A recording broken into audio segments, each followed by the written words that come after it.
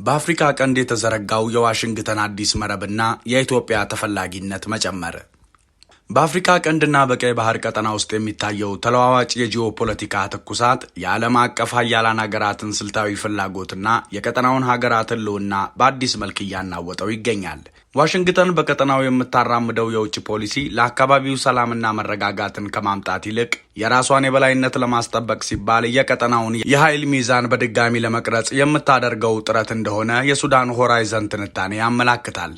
ይህ አዲስ የአሜሪካ ስትራቴጂካዊ አካሄድ በተለይም ከታሪካዊና ባህላዊ ትስስር አኳያ በቀጠናው ላይ ቀጥተኛ ጥቅም ያላቸውን የአረብ ሀገራት ብሔራዊ ደህንነት በእጅጉ የሚፈታተን ሆኖ ተገኝቷል። እንደ ዓለም አቀፍ የስትራቴጂ ጥናት ተቋማት ዘገባዎች አሜሪካ በ2025-2026 ያወጣችው ብሔራዊ የደህንነት ስትራቴጂ ይበልጥ ማዕዘኑን ያደረገው በተግባራዊ ጥቅሞችና በባህር መስመሮች ቁጥጥር ላይ ነው። ይህ የዋሽንግተን አካሄድ ለአስርተ ዓመታት ከቆዩት እንደ ግብፅና ሳውዲ አረቢያ ካሉ ቀደምት የአረብ ሀገራት አጋሮቿ ስልታዊ ፍላጎቶች ጋር ፍጥጫ ውስጥ እንዲገቡ በር የከፈተ ክስተት ሆኗል።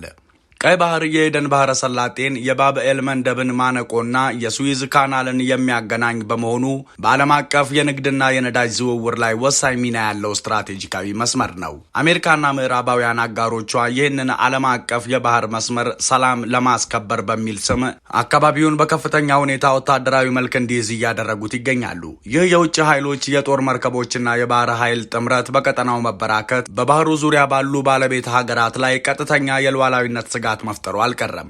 ግብፅና ሌሎች የአረብ ባህረ ሰላጤ ሀገራት በቀይ ባህር ላይ የሚነሱ ማናቸውም የደህንነት ስጋቶች ሊፈቱ የሚገባቸው በባህሩ ዙሪያ ባሉ ሀገራት ብቻ መሆን አለበት የሚል ጽኑ አቋም አላቸው።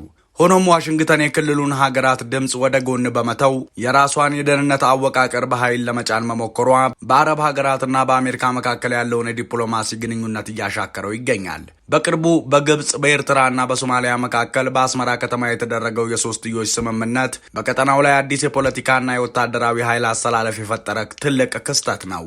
ይህ ጥምረት እየተመሰረተው የሶማሊያን ሉዓላዊነት ለመጠበቅ በቀይ ባህር ማሪታይም ትብብርን ለማጠናከርና በቀጠናው ላይ የሚታዩ የኃይል መስፋፋቶችን ለመግታት በሚል ታሪካዊ መርህ ላይ ነው። ግብፅ በዚህ ጥምረት አማካኝነት ወደ ሶማሊያ የወታደራዊ ኃይልና የጦር መሳሪያ ለመላክ መወሰኗ በቀጠናው ላይ የነበራትን ዲፕሎማሲያዊ የበላይነት መልሳ ለማደስ መፈለጓን ያሳያል። ዋሽንግተን ግን ይህንን የአረብ አፍሪካ ሀገራት የውስጥ ጥምረትና ስምምነት በከፍተኛ ጥንቃቄና ስጋት የተሞላበት እይታ ነው እየተመለከተችው ያለው። አሜሪካ እንዲህ ያሉ ራሳቸውን የቻሉ ቀጠናዊ የደህንነት ቀለበቶች መፈጠራቸው እርሷ በአፍሪካ ቀንድ ላይ ያላትን ብቸኛ ተጽዕኖ ፈጣሪነት ያሳጣኛል የሚል ከፍተኛ ስጋት አሳድሮባታል። በሱዳን ውስጥ የተቀሰቀሰውና በሀገሪቱ መከላከያ ሰራዊትና በፈጣን ድጋፍ ሰራዊት መካከል የሚካሄደው አስከፊ የእርስ በእርስ ጦርነት ለአረብ ብሔራዊ ደህንነት ሌላው ትልቅ ስብራት ነው። የሱዳን መረጋጋት ከቀይ ባህር ደህንነትና ከሰሜን አፍሪካ ፖለቲካ ጋር ቀጥተኛ ትስስር ያለው በመሆኑ የጦርነቱ መራዘም መላውን ቀጠና ለአደጋ እያጋለጠው ይገኛል። ትንታኔዎች እንደሚያሳዩት ዋሽንግተን በሱዳን ቀውስ ዙሪያ የምትከተለው የዲፕሎማሲ አካሄድ ግልጽነት የጎደለውና ችግሩን በዘላቂነት ለመፍታት ቁርጠኝነት የሌለው ሆኖ ተገኝቷል። አሜሪካ በሱዳን ጉዳይ ላይ የምታሳየው መለዋወጥና የተለያዩ የውጭ ኃይሎች የክልላዊና ዓለም አቀፍ ተዋንያንን ጨምሮ የሚያደርጉትን ጣልቃ ገብነት አለመግታቷ ጦርነቱ የውክልና አውድማ እንዲሆን አድርጎታል። ይህ ሁኔታ ሱዳን ወደ መበታተን ደረጃ እንድትደርስና ለአሸባሪ ቡድኖች እንዲሁም ህገወጥ የሰዎችና የጦር መሳሪያ ዝውውር አመቺ ቀጠና እንድትሆን በር እየከፈተ ነው ተብሎ ይፈራል። በኢትዮጵያ በግብፅና በሱዳን መካከል ለዓመታት የዘለቀው የታላቁ የህዳሴ ግድብ አለመግባባት በቀጠናው የውሃ ዲፕሎማሲ ላይ ትልቅ ተጽዕኖ አሳድሯል። ግብፅ 90 በመቶ ለሚሆነው የውሃ ፍላጎቷ በአባይ ወንዝ ላይ የምትደገፍ በመሆኗ የግድቡ የውሃ አሞላልና አለቃቀቅ ጉዳይን ከህልውናዋ ጋር የተያያዘ የብሔራዊ ደህንነት ጉዳይ አድርጋ ታየዋለች። ዋሽንግተን በዚህ የውሃ ዲፕሎማሲ ዙሪያ የምትከተለው አቋም በጊዜ ሂደት ተለዋዋጭና የራሷን የጂኦፖለቲካ ጥቅም ብቻ ያማከለ መሆኑን የሱዳን መገናኛ ብዙሃን በተለያዩ አጋጣሚዎች ሲወቅሱ ቆይተዋል። በቅርቡ አሜሪካ ከኢትዮጵያ ጋር የፈረመችው የሁለትዮሽ መዋቅራዊ ውይይት ማዕቀፍ ዋሽንግተንን በቀጠናዋ አዳዲስ ስልታዊ አጋርነቶችን እየፈለገች መሆኑን ያሳያል።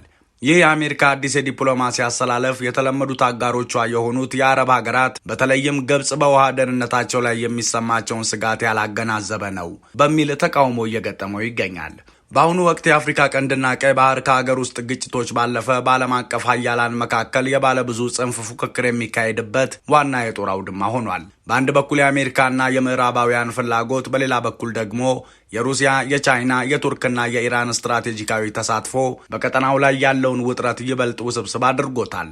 እስራኤል ለሶማሌላንድ የሰጠችው እውቅናና የአብርሃም ስምምነት ተፈጻሚነትን ለማስፋት የሚደረገው ጥረት በአረብ ሀገራት የደህንነት ስነ ምህዳር ላይ ተጨማሪ ስጋት መፍጠሩ ይነገራል።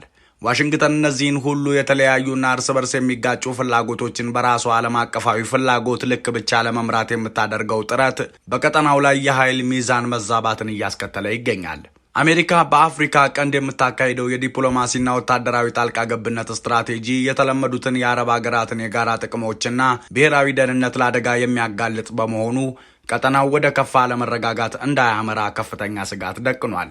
ወዲህ ደግሞ የአሜሪካ መንግስት ይፋ ያደረገው የ2026 የጸረ ሽብር ስትራቴጂ በአፍሪካ ቀንድ ያለውን የጂኦፖለቲካና የደህንነት ምህዳር አዲስ መልክ እያስያዘው ይገኛል። ይህ ስትራቴጂ በአንድ በኩል ዋሽንግተን ለአካባቢው የሰጠችውን አዲስ ስልታዊ አቅጣጫ የሚያሳይ ሲሆን፣ በሌላ በኩል ደግሞ በቀጠናው ኃይሎች መካከል አዲስ የዲፕሎማሲና የደህንነት ፍጥጫ ቀስቅሷል።